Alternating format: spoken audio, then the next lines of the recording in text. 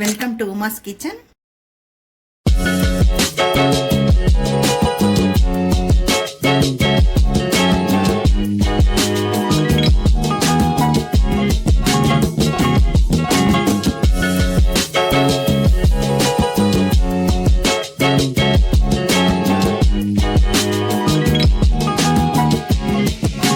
வணக்கம், welcome to Uma's kitchen.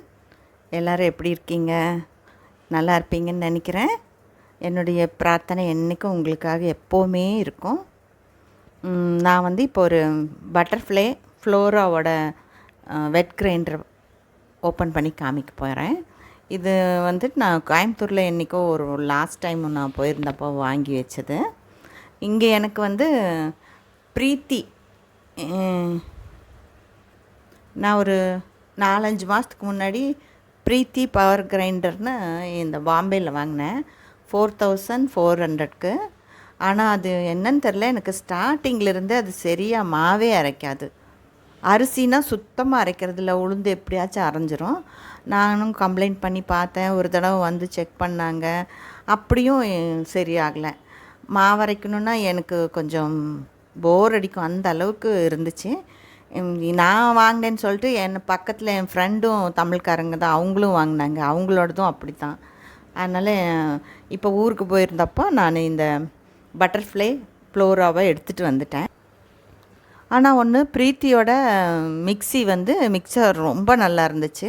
இப்போ நான் அது வாங்கி 9 வருஷம் ஆகுது. ஒரு தடவை தான் நான் ரிப்பேர் பண்ணேன். இப்போவும் அது என்கிட்ட யூஸ் பண்ணிட்டு தான் நான் இருக்கேன். மிக்ஸி பிரீத்தியோட மிக்ஸி ஃபஸ்ட் கிளாஸ்ன்னு சொல்லலாம். ஆனால் வெட் கிரைண்டர் அதுக்கு ஆப்போசிட் தான். இந்த பட்டர்ஃப்ளை ஃப்ளோரா எம்ஆர்பி 4800.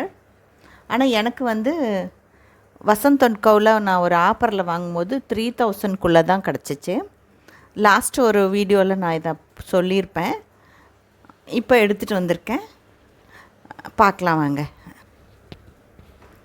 இதுக்கு 5 வருஷம் வாரண்டி கொடுத்துருக்குறாங்க. இதை ஓப்பன் பண்ணுறேன்.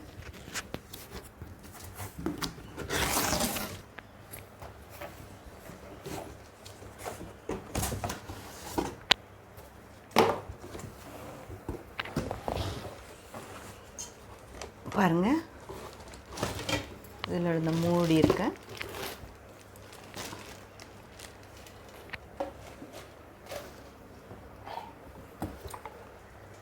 இது பாருங்கள், இது 2 கலர்.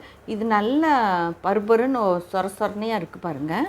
ஆனால் நான் அந்த பிரீத்தியில் வாங்கும்போது முழுன்னு இருந்துச்சு. ஒரு சமயம் அதுதான் காரணமோ என்னமோ தெரியல. இது இதுக்குள்ளே வைக்கிறது. இந்த தள்ளருக்கு இந்த இது கொடுத்துருக்காங்க, கரண்டி. அப்புறம் கேரண்டி கார்டு 5 வருஷத்துக்குள்ளது.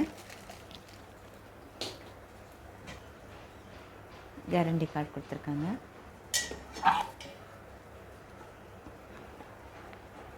கல் கொஞ்சம் வெயிட்டாகவே இருக்குது, ஈஸியாக எடுத்துக்கலாம். கல் உள்ளே பாருங்கள், கொஞ்சம் நல்லா பருபருன்னு இருக்குது. அதனால தான் நல்லா அரைக்கும்னு நினைக்கிறேன். ஈஸியாக எடுத்துக்கலாம், வச்சுக்க முடியுது. இது நான் எப்படி ஃபஸ்ட் டைம் எப்படி கழுவுறேங்கிறத உங்களுக்கு காமிக்கிறேன். பாருங்கள், நான் இந்த கல் உள்ள வச்சுட்டு இதை ஃபிட் பண்ணிட்டேன். இது ஆஃப் ஆனோடது.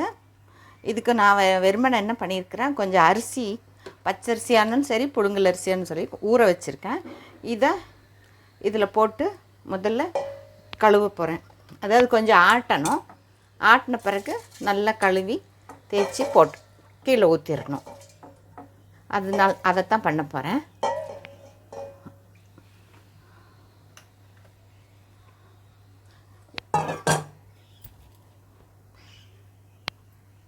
குங்குமம் இது ஃபஸ்ட்டு ஸ்டார்ட் பண்ணும்போது குங்குமம் வச்சு சாமி கும்பிட்டுக்கலாம். இது ஸ்டார்ட் பண்ண போகிறேன்.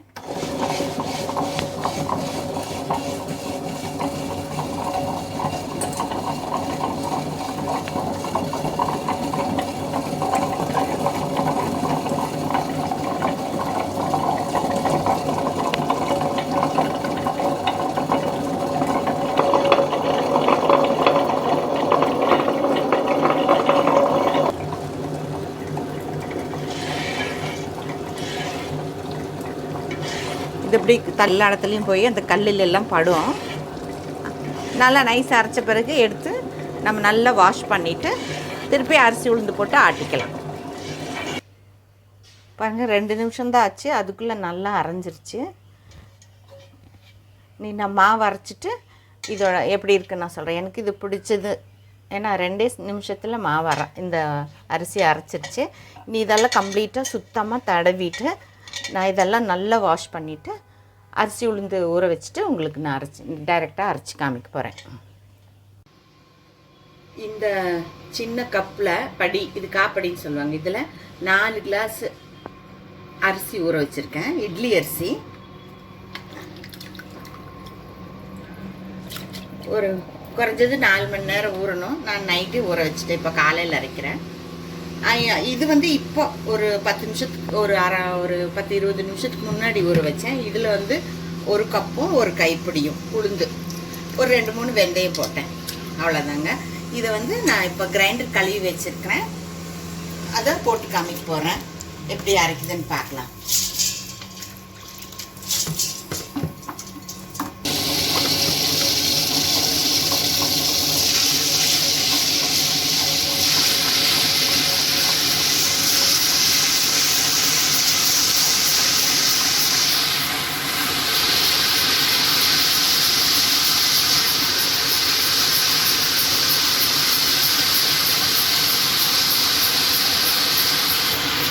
இந்த அரிசி அரைச்சிட்டு தான் நான் உளுந்து போடுவேன், அதனால் முதல்ல அரிசி போட்டுருக்கேன். அரிசி அரைச்சிட்டு காமிக்கிறேன். பாருங்கள், ஒரு 15 நிமிஷம் ஆச்சு, மாவு நல்லா அரைஞ்சிருச்சு. இப்போ இதை எடுத்துட்டு உளுந்து போட போகிறேன். இதை எடுக்கிறேன் முதல்ல.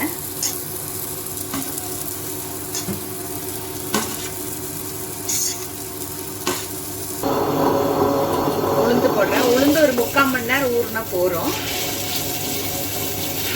அரிசி தான் முதல்ல ஊற வைக்கணும். 6-7 மணி நேரம் நல்லா ஊறினா நல்லா அரைஞ்சிருக்கு.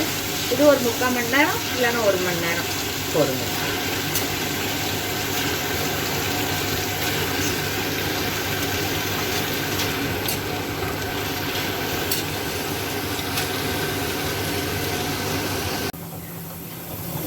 கொஞ்சம் அப்படி இடையில கொஞ்சம் பருப்பு இடையில நிற்கும் எங்கேயாச்சும், அது இப்படி கொஞ்சம். அப்புறம் தண்ணி ஊற்றாமல் இப்படி தண்ணி தெளித்து ஆட்டினா மாவு நல்லாயிருக்கும். ஊற்றக்கூடாது, தொளிச்சு தான் ஆட்டணும் உளுந்துக்கு எப்போவுமே.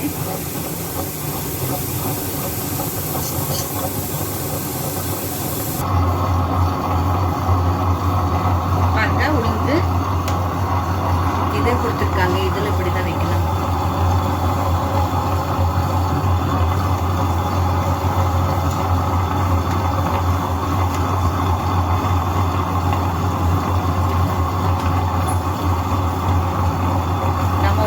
கை போட்டு பார்த்தா தான் இந்த உளுந்து பருப்பெல்லாம் கொஞ்சம் ஒட்டி இருக்கும், அதெல்லாம் எடுக்க முடியும்.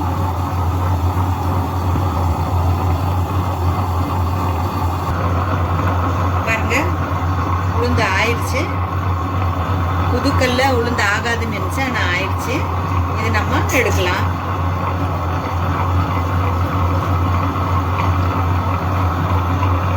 உளுந்து 3/4 மணி நேரம் இல்லைன்னா 1 மணி நேரம் ஊற வச்சா போதும். நான் அரிசி நைட்டே ஊற வச்சுட்டேன், மறந்துடுவேன்னு சொல்லிட்டு காலையில் ஒரு கல்லில் போடுறதுக்கு ஒரு 1/2 மணி நேரத்துக்கு முன்னாடி உளுந்து ஊற வச்சேன். இது எடுக்கிறக்கும் அது ஊறுறக்கும் சரியாக போயிடும். பயம் இல்லாமல் நீங்கள் இந்த பட்டர்ஃப்ளை கிரைண்டர் வாங்கலாங்க, எனக்கு ரொம்ப திருப்தியாக இருக்குது. நான் மாவெல்லாம் எடுத்துட்டு இதை கலந்துட்டு காமிக்கிறேன். கல்லுப்பு கொஞ்சோண்டு இருந்துச்சு போட்டால் இதை இதுக்கு மேலே இவ்வளவு தாங்க. இது நல்லா இது பண்ணணும், நல்லா பண்ணணும். அப்போ நல்லா கலக்கிட்டுன்னு வச்சுக்கோங்களேன், கடைசி வரைக்கும் உங்களுக்கு இட்லி சுடலாம். ஒருத்தர் இன்னைக்கு இட்லி நாளைக்கு தோசைன்னு சொல்கிறாங்களே, இது லாஸ்ட் வரைக்கும் இட்லி வரும். நான் கலக்கிட்டு உங்களுக்கு காமிக்கிறேன் பாருங்க. இது பாருங்க, இப்படி இருக்கணும் மாவு, இப்போனா இப்படி வரணும். இங்கே வருங்க, இப்படி இருக்கணும். எல்லாம் உள்ளுக்குள்ளே எல்லாமே மாவும் உளுந்தும் அரிசியும் எல்லாம் கலந்து ஒரு 5 நிமிஷம் ஆச்சு பாருங்க. கடைசி வரைக்கும் உங்களுக்கு இட்லி ஊற்றலாம், அவ்வளோ நல்லா இருக்குது. இப்படி மாவு 5 நிமிஷம் அப்படி நல்லா கலக்கி இப்படி ஊற்றினா தான்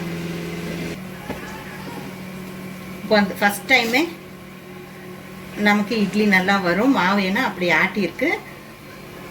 பயமில்லாமல் நீங்கள் பட்டர்ஃப்ளை வாங்கலாம், பட்டர்ஃப்ளை கிரைண்டரை. ஏன்னா என்னுடைய அனுபவத்தில் சொல்கிறேன், ரொம்ப நல்லா இருக்கு அரைக்கிறது. ஓகே, பாருங்கள். உங்களுக்கு வாங்கும்போது எது வாங்கணும்னு நீங்களே யோசிச்சு பாருங்கள். அப்புறம் நீங்கள் வாங்குறதா இருந்தால் இந்த பட்டர்ஃப்ளை கிரைண்டரை வாங்குங்க. எனக்கு ரொம்ப பிடிச்சிருக்கு. Okay, take care.